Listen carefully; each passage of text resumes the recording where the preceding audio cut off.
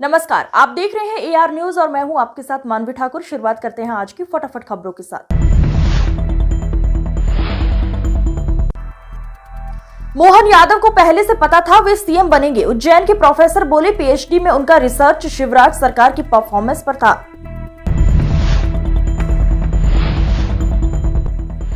David Dhawan के साथ चौथी फिल्म के लिए तैयार वरुण। अप्रैल 2024 से शुरू होगी रोमांटिक कॉमेडी फिल्म की शूटिंग। 2 A लिस्टर एक्ट्रेस की तलाश जारी।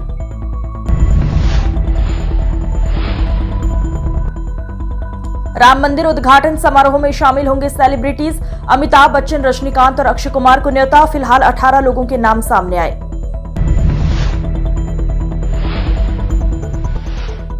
देश की सभी बड़ी अदालतों में 5 करोड़ केस पेंडिंग। कानून मंत्री लोकसभा में बोले सुप्रीम कोर्ट में 80,000, हाईकोर्ट में 61 लाख से ज्यादा मामले।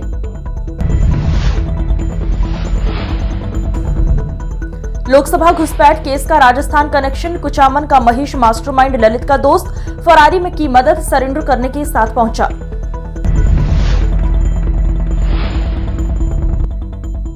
बीजेपी विधायक को सजा दिलाने वाले पिता का संघर्ष। 4 बीघा जमीन बिकी, 20 लाख कर्ज हुआ, मगर ठान लिया था सजा दिलाऊंगा चाहे मिट जाऊं।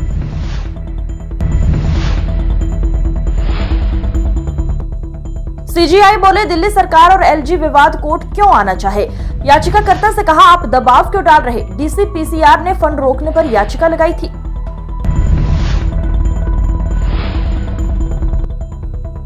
एक नहीं 10 निशान जो बताएंगे बिल्डिंग हिंदुओं की। हरिशंकर जैन बोले फोटो से सामने आएगा ईदगाह का सच। सर्वे के आदेश से घबराया मुस्लिम पक्ष।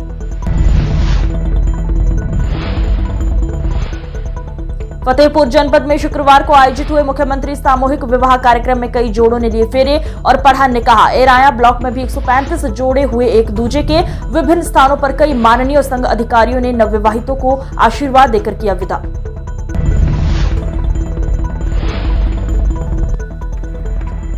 लखीमपुर में पुलिस की कैप लगाए बीजेपी नेता राघव की तस्वीर हुई वायरल। पुलिस चौकी में इंचार्ज की कैप लगाए बैठा है बीजेपी नेता राघव। फोटो वायरल होने के बाद पुलिस महकमे में मचा हड़कंप। एसपी लखीमपुर ने मामले की जांच सीओसीटी को सौंपी।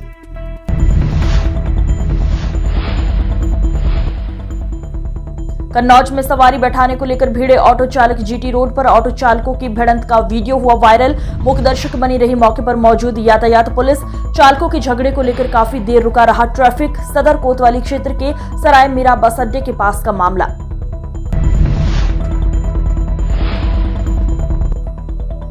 ग्रेटर नोएडा में बीती रात हिस्ट्री शीटर बदमाशों से पुलिस की हुई मुठभेड़ के दौरान एक बदमाश के पैर में लगी गोली। योगेंद्र उर्फ मेजर नाम के बदमाश को लगी गोली। घायल बदमाश को हॉस्पिटल में कराया गया भर्ती। बदमाश के कब्जे से अवैध तमंचा बाइक बरामद। बदमाशों ने एक गार्ड को पीट कर की थी हत्या। बिसरख पुलिस की रोजाया कोबूर के पास हुई मुठभेड़।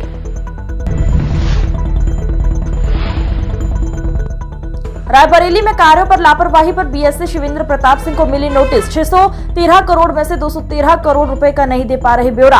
परिषदीय स्कूलों के कायाकल्प में लापरवाही का लगा आरोप। अपर राज्य परियोजना निदेशक मधुसूदन हुल्गी के सख्त निर्देश तय सीमा पर विद्यालयों के कायाकल्प का पूरा ब्यौरा करवाएं। बीएसए ग्राउंड जीरो पर करवाई जाएगी स्थलीय जांच।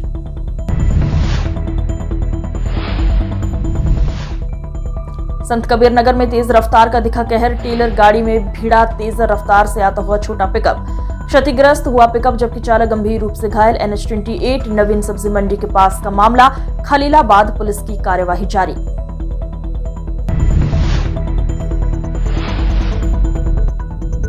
गोरखपुर में सीएम योगी आदित्यनाथ का लगा है दौरा। सीएम योगी आदित्यनाथ ने सुबह लगाया जनता दरबार। दूर दराज से आए 200 फरियादियों की सुनी समस्याओं के तत्काल निस्तारण के दिए निर्देश। हमीरपुर के शहर इलाके में दवा व्यापारी को उसकी बेटी को अगवा करने की फोन पर मिली धमकी। कॉल आने के बाद परिवार में हुआ दहशत का माहौल। पीड़ित व्यापारी ने सदर कोतवाली पुलिस से की शिकायत। जिस नंबर से धमकी मिली वो नंबर राजस्थान का निकला। गाजीपुर में पूर्व बीएसपी सांसद अफजाल अंसारी को मिली सुप्रीम कोर्ट से राहत, जिससे उनके बड़े भाई शिबगतुल्लाह अंसारी ने जताई खुशी। अफजाल अंसारी को गाजीपुर की गैंगस्टर कोर्ट ने 4 साल की सुनाई थी सजा। हाईकोर्ट से मिली थी जमानत। अब सुप्रीम कोर्ट ने दी बड़ी राहत। शिबगतुल्लाह अंसारी से इसे न्याय की जीत बताया। कहा कि पूरी उम्मीद है आगे भी न्याय मिलेगा। साथ ही कहा अगर पार्टी ने मौका दिया तो फिर लड़ेंगे 2024 का लोकसभा चुनाव। ग्रेटर नोएडा में युवकों ने सोसाइटी में शराब की बोतल मुंह में लगाकर मचाया उत्पात मचाने से रोकने पर गार्ड को धमकाया और पीटा। सीसीटीवी में कैद हुई पूरी घटना। सोसाइटी वासियों में मचा हड़कंप। बिसरख क्षेत्र वेस्ट समृद्धि ग्रैंड एवेन्यू सोसाइटी का मामला। नोएडा में अनफिट हो चुके वाहनों के परमिट होंगे निलंबित। कई सालों से फिटनेस ना कराने वाले तकरीबन 10,000 वाहनों को चिन्हित किया गया। शहर में करीब 1 लाख कमर्शियल वाहन चलाए जाते हैं जिनका हर 2 साल में फिटनेस टेस्ट होना आवश्यक होता है। जिला परिवहन विभाग द्वारा की जाएगी कार्रवाई। उत्तर प्रदेश सरकार की महत्वाकांक्षा योजना मुख्यमंत्री सामूहिक विवाह योजना के अंतर्गत आज Indradev institute management college Chamrawal road Baghpat में सभी धर्म के अपने अपने रीति रिवाज के अनुसार सामूहिक विवाह का आयोजन किया गया, जिसमें जिलाधिकारी जितेंद्र प्रताप सिंह ने कार्यक्रम स्थल पर पहुंचकर वर वधू को आशीर्वाद दिया। बड़ौदा तहसील दिवस में आज जिलाधिकारी जितेंद्र प्रताप सिंह, पुलिस अधीक्षक अर्पित विजयवर्गीय, क्षेत्राधिकारी ग्रुप जिलाधिकारी बड़ौद सहित समस्त अधिकारी एवं कर्मचारियों द्वारा तहसील दिवस में फरियादियों की समस्या सुनी गई। जिलाधिकारी जितेंद्र प्रताप सिंह एवं पुलिस अधीक्षक द्वारा कुछ शिकायतों का मौके पर निस्तारण किया गया। बाकी अन्य शिकायत को संबंधित विभाग को निस्तारण के लिए भेजा गया। जिलाधिकारी ने कहा कि आज तहसील दिवस में ये शिकायतें एवं लंबित शिकायत होगा, समय अवधि में ही निस्तारण किया जाएगा। लापरवाही किसी की भी बर्दाश्त नहीं की जाएगी। अधिकतर सीखने और खेतों में अधिकतर एवं संबंधित चीताकाशी मारपीट की शिकायतें आई है। रिटायर्ड आईपीएस राजेश कुमार नकल करते पकड़े गए। एलएलबी प्रथम वर्ष की परीक्षा में नकल करते पकड़े गए। नकल में पकड़ी गई किताब सील की गई। ख्वाजा मोइनुद्दीन चिश्ती विश्वविद्यालय में दे रहे थे परीक्षा। एलएलबी फर्स्ट ईयर के छात्र हैं पूर्व आईपीएस राजेश कुमार।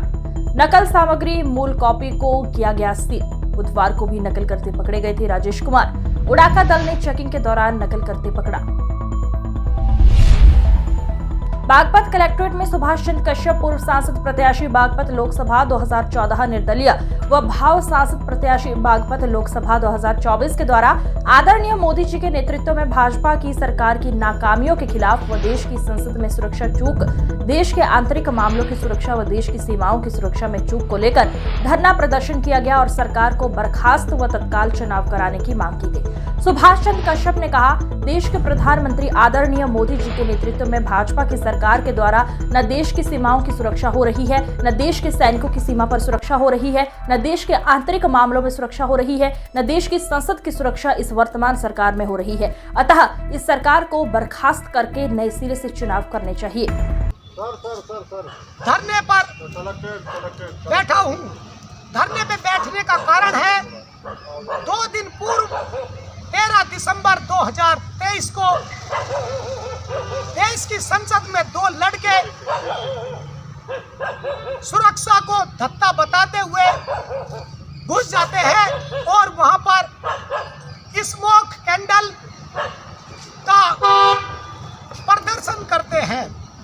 सांसदों के द्वारा पकड़ के उसकी पिटाई की जाती है और सुरक्षा कर्मियों को वे हैंडओवर कर दिए जाते हैं।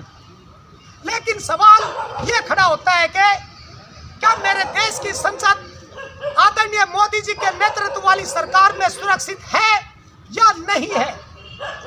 मैं आदरणीय महामहिम राष्ट्रपति महोदय जी से ये जानना चाहता हूं और आग्रह करता हूं कि ऐसी सरकार को क्यों ना बर्खास्त किया जाए और दोबारा से इलेक्ट्रॉनिक वोटिंग मशीन की जगह बैलेट पेपर पर चुनाव कराकर तत्काल देश की नई सरकार बनवाई जाए।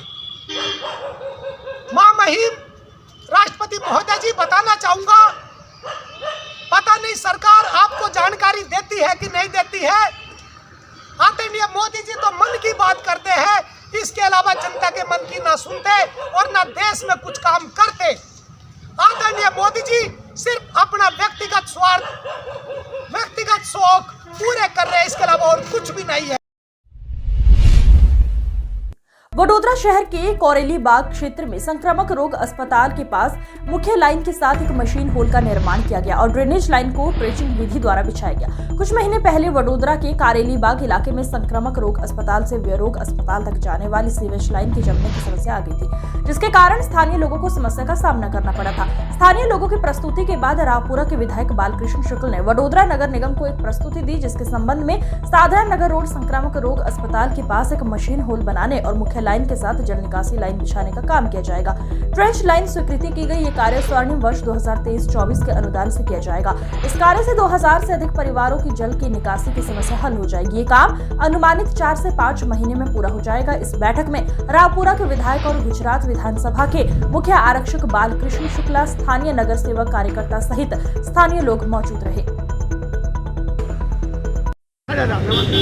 કારેલીબાગ વિસ્તારની સાધનાનગર સોસાયટીની સામેની આ ડ્રેનેજ લાઇન 4-5 મહિના પહેલાં એકાએક બેસી ગઈ હતી।